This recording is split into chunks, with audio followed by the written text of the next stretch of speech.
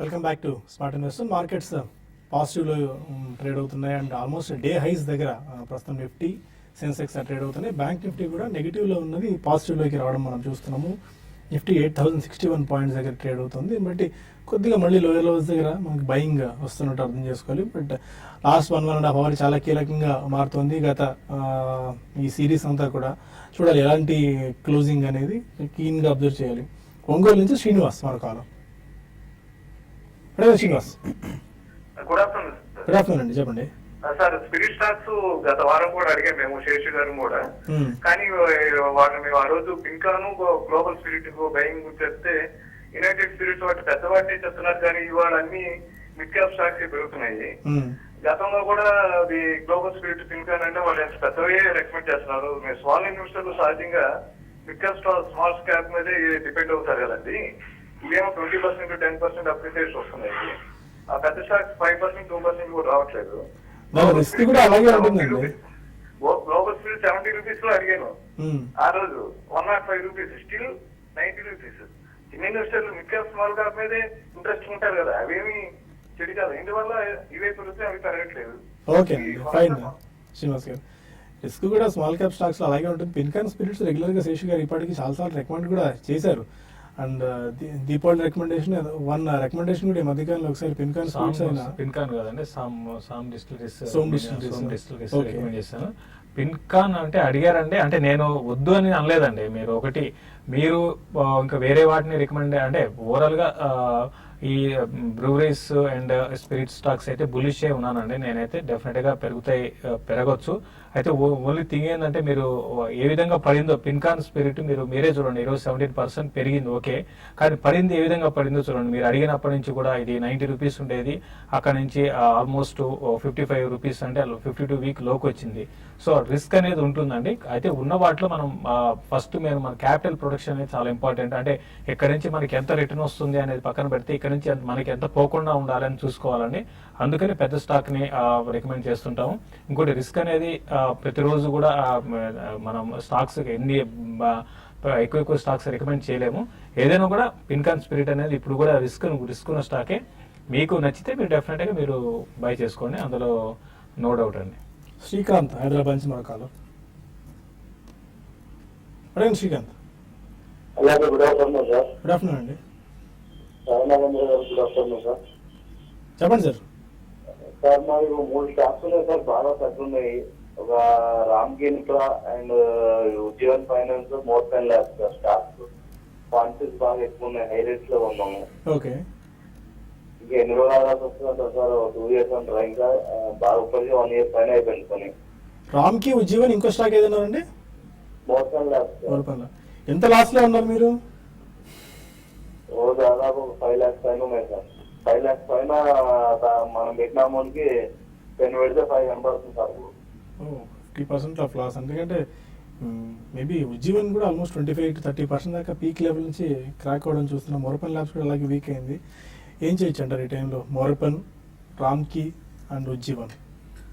రామ్కి చూస్తే కనుక మొన్న ర్యాలీలో పెర్ఫామ్ చేసిందండి. 28 రూపాయల నుంచి 90 రూపాయల వరకు వెళ్ళి మళ్ళీ ఈ కరెక్షన్ లో చూస్తే కనుక కొంచెం అదే విధంగా 90 నుంచి 55 రూపాయల వరకు స్టీప్ రియాక్షన్ అనేది రావడం చూసాం.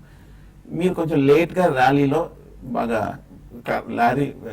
ర్యాలీ పీకౌట్ అవుతున్న టైంలో కొంచెం హై ప్రైస్ లో తీసుకున్నారు. అక్కడ నుంచి అన్ని స్టాక్స్ కూడా కరెక్షన్ అవడం మనం చూసాము.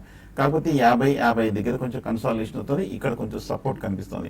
బహుశా ఏమైనా కొంచెం రేపు బడ్జెట్ లో కనుక పాజిటివ్ న్యూస్ వచ్చిందంటే కనుక ఇన్ఫ్రాకి అప్పుడు కొంచెం పెరిగే అవకాశాలు ఉంది. అప్పటి వరకు కొంచెం వీక్ సబ్డ్యూడ్ ట్రెండ్ లోనే ఉండే అవకాశాలు కనిపిస్తుంది రామ్కి. బట్ 90 రూపీస్ దగ్గర చాలా మేజర్ రెసిస్టెన్స్ ఉంది కాబట్టి షార్ట్ టర్మ్ లో అది కొంచెం దాటడం కష్టం అవుతుంది. అలాగే మోరపెన్ కూడా చూస్తున్నాము. ఈ మధ్య కాలంలో 40 రూపాయల నుంచి 20 రూపాయల వరకు కంటిన్యూస్ గా డౌన్ ట్రెండ్ లో ఉండడమే స్టాక్ చూసాము. టెక్నికల్ గా చూస్తే కనుక వీక్ గానే ఉంది. ఓవరాల్ గా చూస్తే కనుక ఫార్మా సెక్టర్ కూడా అండర్ పెర్ఫార్మ్ చేస్తుంది. కాబట్టి కొంచెం కాన్షియస్ గా ఉండండి. మోరపెన్ కూడా అంతర్గత ర్యాలీలో బాగా పెరిగింది. 6-7 రూపాయల నుంచి 40 రూపాయల వరకు మల్టీ బ్యాగర్ అయ్యి మళ్ళీ కొంచెం బాగా పట్టడం మనం చూసాము. సో కాబట్టి హై ప్రైస్ లో తీసుకున్నారు కాబట్టి కొంచెం కాన్షియస్ గా ఉండండి.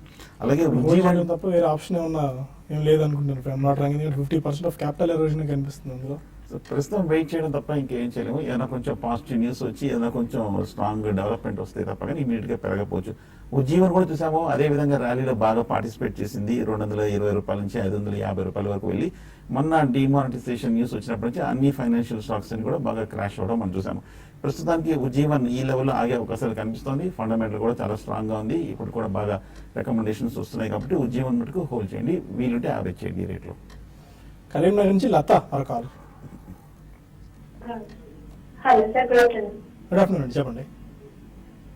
సార్ జిఎం రైల్వే మేము 540 దగ్గర తీసుకున్నాం సార్, అది ఎట్లుంటుంది? And Mangalore chemicals and fertilizers అది 48 దగ్గర తీసుకున్నాం సార్. ఓకే. అంటే అండ్ భారత్ ఫినాన్స్ అనేది తీసుకోవచ్చా ఇప్పుడు, ఎట్లా ఉంటుంది? ఓకే. చూడండి, మీ స్టాక్ సెలెక్షన్ బాగానే ఉందండి. మెంగళూరు ఎంఆర్పిఎల్లో ఆల్రెడీ 45 రూపీస్లో తీసుకున్నారు, ఇప్పుడు 98 రూపీస్ ఉంది. ఇంకా ఇది ఇంకా పెరిగే అవకాశం ఉందండి. గతంలో కూడా నేను రికమెండ్ చేశాను ఈ స్టాక్ని. మీరు నెక్స్ట్ ఇయర్ అంటే 2017లో ఆయిల్ అండ్ గ్యాస్ స్టాక్స్ బాగా పెరగవచ్చు. కాబట్టి దీన్ని కంటిన్యూ చేయండి, మీ ప్రాఫిట్ని కంటిన్యూ చేయండి. తర్వాత మీరు జిఎం బ్రివరేజెస్ అంటే మీరు ఈ షార్ట్ టర్మ్ వ్యూ అని కాకుండా దీన్ని కూడా మీరు లాంగ్ టర్మ్ కోసం మీరు హోల్డ్ చేయమని చెప్తానండి. కొంచెం ఇమీడియట్గా అయితే మాత్రం ర్యాలీస్ వస్తున్నాయి, కానీ ఈ స్పిరిట్ కంపెనీస్లో ర్యాలీస్ సస్టైన్ కాలేకపోతున్నాయి. కాబట్టి ర్యాలీస్ సస్టైన్ కావాలంటే మార్కెట్లో లిక్విడిటీ అనేది ఇంప్రూవ్ కావాలి. ప్రస్తుతం అయితే మీరు హోల్డ్ చేయండి, మీ 540 లెవెల్స్ రావచ్చు, ఇంకా అంతకు మించి కూడా పెరగచ్చు. బట్ ఇమీడియట్గా మాత్రం 580 ఆ లెవెల్స్ని అయితే దాటకపోవచ్చు. ఆ తర్వాత భారత్ ఫైనాన్షియల్ మాత్రం మీరు డిప్స్లో బై చేయండి అండి. అయితే ఇంతకు ముందులాగా కంటిన్యూగా అప్ ట్రెండ్ అయితే భారత్ ఫైనాన్షియల్లో ఉండదు. మధ్యలో ఒక డిప్స్ అనేది, అంటే ఆ డిప్స్ అనేది ఒక 5 to 10% పైన ఉంటాయి. సో ఇన్వెస్ట్మెంట్కి అయితే బై చేయొచ్చు కానీ పెద్దగా ఇంతకు ముందులాగా పెద్దగా రిటర్న్ ఆన్ ఇన్వెస్ట్మెంట్ ఎక్స్పెక్ట్ చేయకుండా బై చేసుకోవచ్చు. మోర్గన్ స్టాన్లీ ఈ మధ్య స్టేక్ 1% దాకా స్టేక్ పెంచుకోవడం వల్ల మళ్ళీ కొద్దిగా అప్సైడ్ స్పర్ట్ భారత్ ఫైనాన్షియల్ రావడం చూస్తున్నాము. దానివల్ల లాస్ట్ 2 days లో 15% 16% పెరిగింది. ఈ రోజు కొంచెం ఆగిందండి. ఏదైనా కూడా మళ్ళీ ఈ న్యూస్ ఒకసారి మళ్ళీ మర్చిపోతే మళ్ళీ స్టాక్ లో కొంత ప్రాఫిట్ బుకింగ్ కరెక్షన్ కూడా రావచ్చు. ఇంతకు ముందులాగా పెరుగుతుంది అయితే అనుకోవాలి. విజయవాడ నుంచి చంద్రశేఖర్ మనకాలం. హలో. లారస్ ల్యాబ్స్ గురించి కొంచెం చెప్తారా? స్టాక్ తీసుకోవచ్చా లేకుంటే ఏ రేంజ్ లో తీసుకోవచ్చు అనేది అడుగుతున్నాను. ఎంతకాలం హోల్డ్ చేయగలండి లారస్ ల్యాబ్స్? ఏంటండి? ఎంతకాలం హోల్డ్ చేయగలరు ఒకవేళ స్టాక్ తీసుకుంటే? 6 months నుంచి 1 year దాకా హోల్డ్ చేయగలండి. ఇప్పుడు టెక్నికల్ పిక్చర్ అంతగా ఉండకపోవచ్చు, ఎందుకంటే రీసెంట్గా లిస్ట్ అయిన ఐపీఓ కాబట్టి 480 దాకా వెళ్ళింది. లాస్ట్ ఒక 2 daysలో కొద్దిగా స్పోర్ట్ రావడం చూస్తున్నాం లారస్ ల్యాబ్స్లో. 6 months to 1 year time pick చేసుకోవచ్చా లారస్ ల్యాబ్స్? లారస్ ల్యాబ్ చూస్తే కనుక 500 హై నుంచి 450 రూపాయల లో మధ్యన ఈ లాస్ట్ ఒక 1 or 2 weeksగా లిస్ట్ అయినప్పటి నుంచి మనం చూస్తున్నాము. ట్రేడింగ్ చూస్తే కనుక బాగా వాలటైల్ సైడ్ వేస్ రేంజ్లో ఉంది. ఇంకా కొంచెం టెక్నికల్గా స్టెబిలైజేషన్ ట్రెండ్ అనేది రావాలి. ఒకవేళ కనుక కరెక్షన్ వచ్చిందంటే తీసుకోవచ్చు. ప్రస్తుతానికి కొంచెం రీసెంట్ హైస్ దగ్గర ఉంది. అలాగే కొంచెం ఓవరాల్ ఫార్మా కూడా ఒక మేజర్ కన్సాలిడేషన్ ట్రెండ్లో ఉంది కాబట్టి వచ్చిన కరెక్షన్లో తీసుకోవచ్చు. ఓకే, మెయిల్స్ కూడా చూద్దాం. వర్ధన్ అడుగుతున్నారు, ఎన్బిసిసి ఆర్ వీగార్డ్ ఈ 2 స్టాక్స్లో ఏ స్టాక్ పిక్ చేసుకోవచ్చు?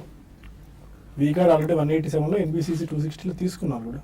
ఇంకా పిక్ చేసుకోవడం ఉందండి, తీసుకున్నారు కాబట్టి యాడ్ చేసుకోవచ్చా? రెండు కూడా డెఫినెట్గా యాడ్ చేసుకోవచ్చు అండి. రెండు మంచి స్టాక్సే. రెండు కూడా ఈ మధ్య కాలపు లోస్లోనే తీసుకున్నారు. రెండు కూడా ఇన్వెస్ట్మెంట్ హోల్డ్ చేయమని చెప్తారు. ఓకే, స్టిల్ స్పిరిట్స్ హై స్పిరిట్స్లో ట్రేడ్ అవుతున్నాయి. గ్లోబల్ స్పిరిట్స్ వీకెండ్ 5% దీంతో జ్యూస్తో కనిపిస్తుంది, ఎందుకంటే ఇయర్ ఎండ్ వస్తుంది. ఇయర్ ఎండ్ ధమాకా సాధారణంగా స్పిరిట్స్ హై స్పిరిట్స్లో ఉంటాయి కాబట్టి చూడాలి దాని ఇంపాక్ట్ ఉందా లేకుంటే మిగిలిన రీజన్ ఏమన్నా ఉందా అని. ప్రస్తుతానికి ఇక్కడ చిన్న బ్రేక్ తీసుకుందాం. మళ్ళీ TV5 మనీలో కలుద్దాం యూట్యూబ్ వేదిక ద్వారా. అక్కడ మరిన్ని కాల్స్ అండ్ ఈమెయిల్స్ తీసుకుందాం. Stay with us.